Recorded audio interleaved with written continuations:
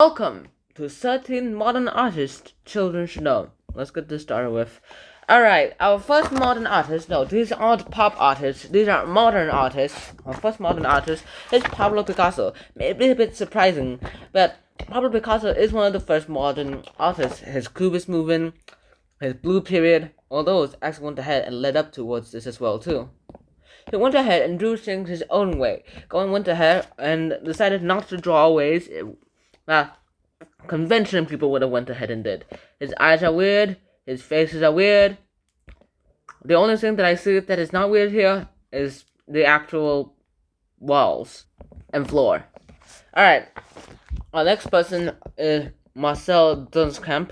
Marcel Duchamp is actually called the game of, he basically played a lot of games as a kid, and he went ahead and started putting two ordinary things together and to create something extraordinary. He called this bicycle wheel. This is the third version, and the 1913 version was lost, so he made this one. This is the third version.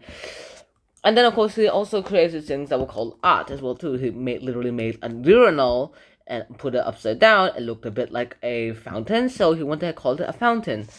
People were outraged, but other people thought it was funny. Next up, we have Marc Chagall. Marc Chagall himself basically had a lot of childhood dreams. He grew up in a small village, and he went ahead and drew things his own way.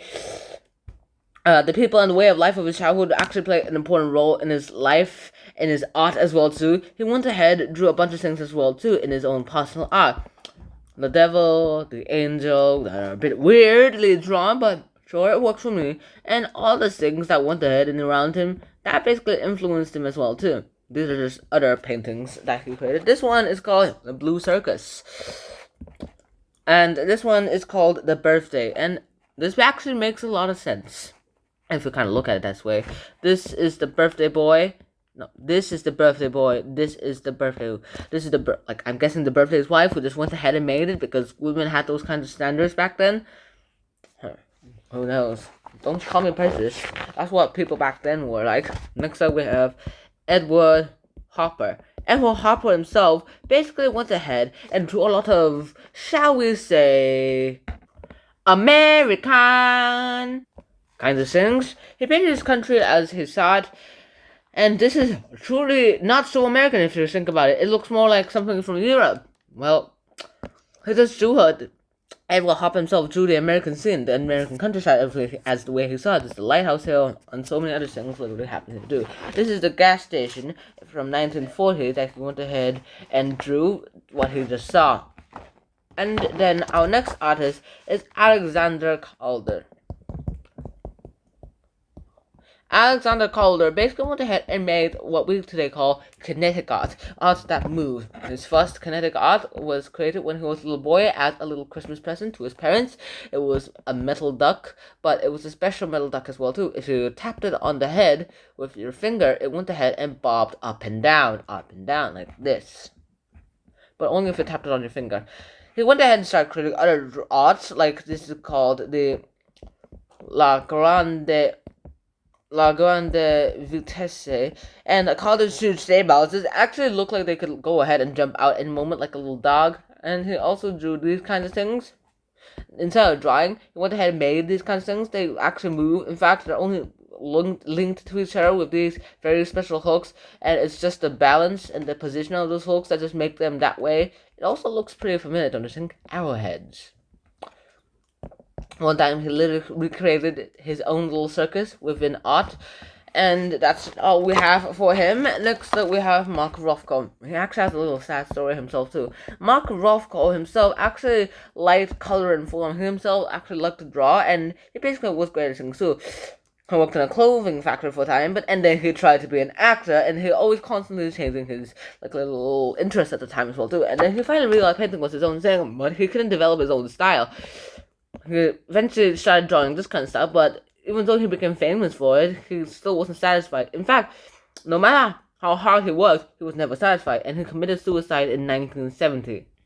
What a sad story. Alright, next up, we have Joseph Beuys. Joseph Beuys actually goes ahead. He's a risk taker. In fact, he's German, and no wonder why he's German too, but He kind of looks a lot like Robert Oppenheimer to me.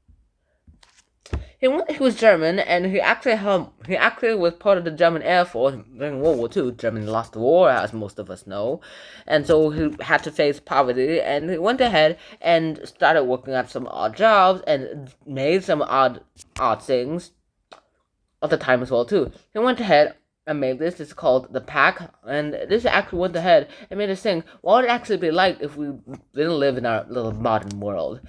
He even started this project in his home city called 7,000 Oaks in 1982. It was actually started from the 1980s, when Jews made the act of planting trees into a work of art. After a few years, he and his fellow artists went ahead and planted 7,000 trees. Those trees still stand to this day in the city of Kassel, Germany. And he also went ahead and had a lifelong interest in nature. These are just the trees that he himself planted, and lots of people actually go ahead and enjoy them without knowing. Alright, this is actually one of my favorite artists, other than Andy Warhol. I'm actually surprised Andy Warhol didn't get on this list here. His name is Roy Lichtenstein. Let me write that better. Lichtenstein. And he was basically an action hero. As a kid, he loved comics. Hey, like me.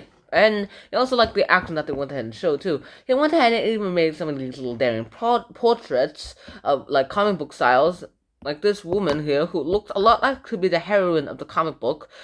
But his thoughts went ahead and made us think otherwise. Maybe he became ill and couldn't leave the studio. Like, that's literally what she thinks. And then, of course, he also drew action stories as well, too. I pressed the fire control and ahead of me the rockets blazed through the sky. Now, in real life, these are actually nothing to be thrilled about. In fact, whenever you hit a plane, that usually means someone dies. And you are the cause of that person's death.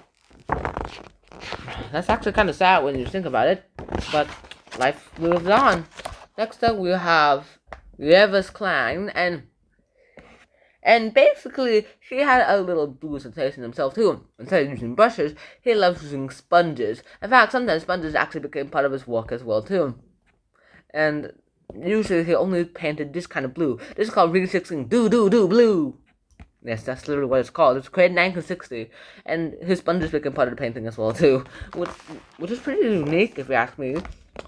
Next up, we have Bridget Riley. Now, Bridget Riley basically went ahead and made us think, what you see is what you get. And she's the one who made this optical illusion, which makes my eyes hurt.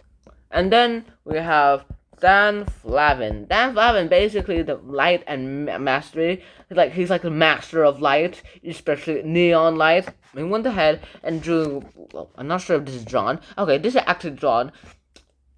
No, it's not drawn. It's actually a photo that just makes it look like it's drawn as well. This is an actual neon light. This is just part of the photo, which goes ahead and makes this little diamond orange effect as well too. In fact, only the edges are blue because, well, if you look closely, only the edges of the neon light tube are blue.